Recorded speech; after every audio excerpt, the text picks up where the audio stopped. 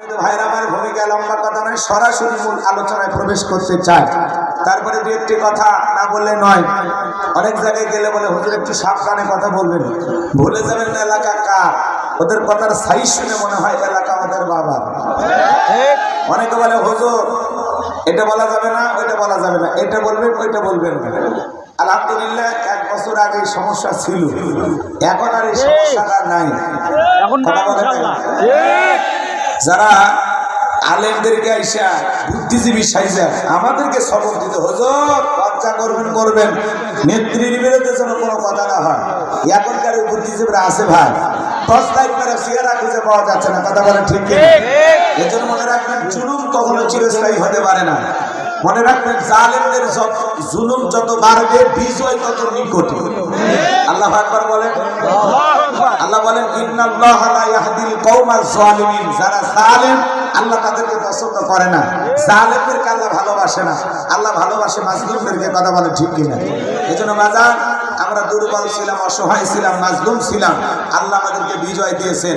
আর যারা আমাদের উপরে জুলুম করেছিল আজকে আল্লাহ তাদেরকে পরাজিত করেছে। কথা বলে ঠিক কিনা?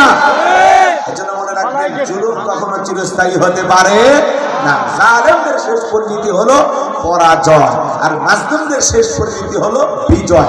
শেষ বিজয়ের হাসি মুসলমানেরা হাসবে ইনশাআল্লাহ।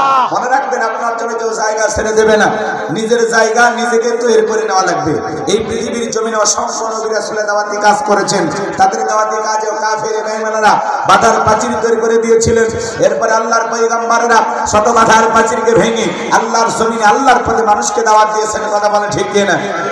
আপনার আমার প্রিয় নবী কালিমার দাওয়াতি থেকে করণের প্রচার করতে মার গেছেন, রক্ত জড়িয়েছেন, দান্দার মোবারক শহীদ হয়ে গেছেন। সাহাবায়ে কেরাম দিনকে প্রতিষ্ঠিত করতে গিয়ে মার গেছেন, রক্ত জড়িয়েছেন, জীবন দিয়েছেন। ও বাংলার মুসলমান 1952 সালে এদেশের মানুষ যদি ভাষার জন্য জীবন দিতে পারেন, 1971 সালে আপনার আমার পূর্বপুরুষেরা এদেশের মাটির জন্য, এদেশের স্বাধীনতার জন্য যদি জীবন দিতে পারেন, 2024 সালে স্বৈরাচার জালেমকে বিদায় করে দেওয়ার জন্য এদেশের 2000-এর বেশি মানুষ যদি জীবন দিতে পারেন, রক্ত দিতে পারেন, প্রয়োজন যদি হয় আল্লাহর এই জমিন আল্লাহর দ্বীনকে প্রতিষ্ঠিত করার জন্য, কোরআনের সমাজ ব্যবস্থা কায়েম করার জন্য যদি কখনো ডাক আসে বিবির কাছ থেকে বিদায় নেন, সন্তানদের কাছ থেকে বিদায় নেন, মাথায় কাফনে বেঁধে আল্লাহর এই জমিন আল্লাহর দ্বীনকে প্রতিষ্ঠিত করার জন্য নবীদের মতো সাহাবায়ে কেরামদের মতো কারা কারা বুকের তাজা রক্ত